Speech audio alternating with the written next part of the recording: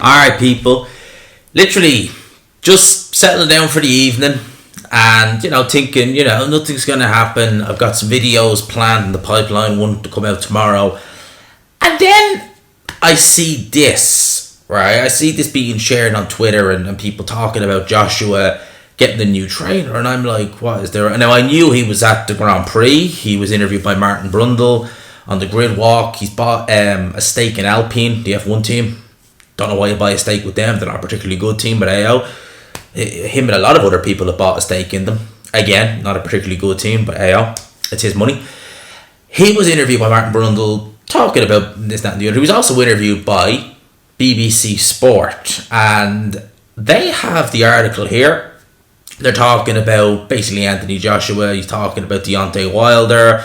They're saying that Fury, Usyk, Joshua versus Wilder could become a double bill for April.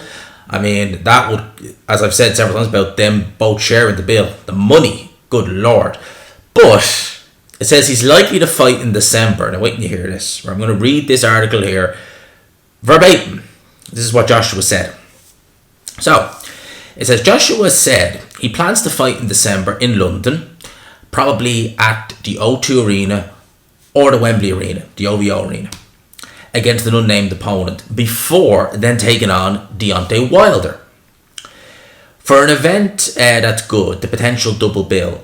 But for a career, I've got to stay busy, the 34-year-old said. So in terms of opponents, we have to find the right opponent. I'm switching trainers. I am following my process. I remember when they said they didn't want me to fight this year. They were like, don't fight this year. We're going to do Usyk versus Fury fight. We're going to do the Usyk versus Fury fight. Imagine, like, I fought twice this year already. I would have had a stagnated year again. So I'm following my process. I'm not listening to all the noise about Wilder and these guys. When the opportunity comes, we'll be ready because I have trust where I'm going and it will have led me to the fight. But I am not waiting around for big opportunities, okay? Never mind that last bit. The crucial bit here, so in terms of opponents, we have to find the right opponents. I'm switching trainers. I'm sorry, what? Derrick James, I think, has been very good for Anthony Joshua. Now, I know after he announced he was signing with Derrick James, he talked about, before they'd even fought Jermaine Franklin, mind you, he talked about maybe looking at new trainers, and I said that's a bad idea. I didn't say it to him, but I was saying in the video that was a bad idea. He looked decent with Derrick James in terms of a technical point of view, and you've seen improvements there. Certainly, I mean it's there. His footwork, his jab. There's a lot of things Derrick James has done with Anthony Joshua that's looked particularly good. It's looked very good in terms of the technical aspect. Now he's saying that he's looking to switch trainers again. I don't think that's a good idea. Like, against the lower level of opponent, yeah, but like if you're going to be talking about Deontay Wilder early next year, especially when it just seems like he is getting settled in with Derrick James, I don't know. I think that's not a good idea, personally. Now, I know a lot of people are going to be saying Ben Davidson, because Joshua reported on it a couple of weeks ago that he was, in the gym with Ben Davidson, training with him in the UK before going back into camp. Some people are speculating that he's just going to go full-time with Ben Davidson. And I seen someone actually saying, and I was thinking this as well, like, it's very interesting, right? Maybe he's looking at Ben Davidson as a trainer, because Ben Davidson has already trained a fighter against Deontay Wilder to beat Deontay Wilder. And Tyson Fury in the first fight should have beaten Deontay Wilder. He really should have. But maybe he's looked at Ben Davidson and thought, not just because Ben Davidson is a good coach, but because he's thought, okay, you've trained a guy to basically beat Deontay Wilder. I know officially it's a draw, but Fury won the fight. He did. He won the fight. And maybe that's what Joshua was thinking, because God knows what Joshua sometimes, what he'd just be thinking. There's times I just look and I think, like, mate, what is actually going on in your head? Thinking about this, second guessing, I don't know. But him looking for a new trainer or having a new trainer for his next fight, potentially in December, I don't know. Like, I think that with Derrick James, I could see a good combination there. I could see a good team. They seem to have a very good rapport there as well. And, it seemed like Joshua, as I said, if you look at him in a simply physical aspect, he was looking fine. It doesn't matter who you're with. The mental aspect of the game that Joshua is definitely lacking. That's something that he needs to be able to fix. No trainer will be able to fix that. I don't believe anyway. That is purely psychological. It's purely on him. I don't think the best trainer in the world couldn't fix that. And with Joshua now, like I said, he's not announced anyone, but he says he's switching trainers. So that's coming from the horse's mouth. So switching trainers. All right. Ben Davidson is the obvious name, as I said, people are talking about. He's been working with Ben Davidson. And look, people are going to be saying, boxer size Ben, blah, blah, blah, blah, blah. Listen, right? Ben Davidson is a type of character that some people don't like. But they don't like him as a person, right? Because, when he's interviewed, some people say he comes across as arrogant.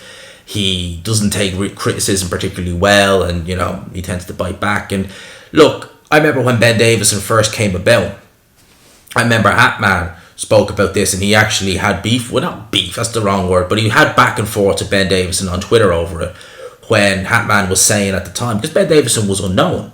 He was unknown. And he was saying, is he just a cheerleader? And Davidson walked into this, where he turned around and he basically said that, well, if I was a bad trainer, how could I get Fury to lose all this weight? At first thing you're like, well, that's great if you're a PT, and that's what you're being paid for, but you're a boxing trainer. The boxing is going to do the talking. Never mind the weight loss. Go on The Biggest Loser. They're great trainers. They make them lose loads of weight like that. But would they be good boxing trainers? No. So straight away, Ben Davidson, I don't think endeared himself to a lot of boxing fans with those comments by basically saying, I'm a great trainer. I'm a great boxing trainer. He lost all this weight. It's like, well, that doesn't mean jack you know what. It's how is he in terms of boxing? How is that? And I think obviously the fact that John Fury was very vocal after the Ottavalene fight, Fury ended up going to Sugar Hill and looking significantly better. He was working with fighters who were already established, like a Josh Taylor, like a Billy Joe Saunders. So no one could really look and say, what is he doing? Is it him or is it the fighters? I always felt that he was a good trainer. The advice he gave his fighters in particular was very good. He seemed to have a good understanding. And then of course comes Lee Wood, trained by Dave Caldwell, nowhere, losing to Jazzy Dickens, trained to Ben Davison, pound for pound, you could argue one of the best fighters in the UK. And that's a British level fighter 4 years ago. Arguably pound for pound one of the best fighters in the UK under Ben Davison. And that's a very good achievement. He is a good trainer. Don't let your feelings for him as a person take away from what he actually is as a trainer. He's a very good trainer. And I've been saying that for years now, that he is, in my opinion, Ben Davison's a very good trainer. A lot of people let their feelings towards him, their dislike for him, cloud their judgment, I think, when they see that, he's crap, and I see he's got a fight or lost. Yeah, of course, are we getting into a stage now where if a trainer has a fight or lose, he's a bad trainer? A trainer could have a career that spans 20, 30 years. How many fighters are going to lose? Loads. But does that mean that they're a bad trainer? No. How many fighters has Emmanuel Stewart had lose? Loads. Does that mean he's a bad trainer? No. And he's regarded, by myself as well, as the greatest trainer of all time. We're talking about trainers now, and yeah, back to this. Joshua looking for a new trainer. Now I'm just assuming it's going to be Ben Davison. It could be, who knows. I know Bomac is getting a lot of praise, rightly so, with Terence Crawford and the Chris Eubank Jr. performance. I think Eubank Jr. and Joshua are mates, aren't they? And I wonder, would there be kind of, Bomac is good and he's able apparently to get back in the UK, no problem. So he says. So there you go. So yeah, interesting one. News breaking at literally almost the 11th hour. So I'll leave it there. Let me know your thoughts. Joshua switching trainers again. Are you surprised? I am. No, I have to say no, I am. I really did think with Derrick James, looked good, seemed a good rapport, seemed a good relationship, seemed happy. And I'm surprised. I am now. I'm surprised. I really am. I thought that if it didn't work, or if Joshua felt it wasn't working, he would have got rid of him after the Franklin fight. And the fact he didn't, and he went and done another camp with him, that to me said that he obviously felt, okay, this is going well. And now he's apparently switching trainers. Crazy. Let me know your thoughts in the comments below. Hope you enjoyed it, people. Smash the old like button if you could. Hit subscribe, of course, if you haven't already. Peace.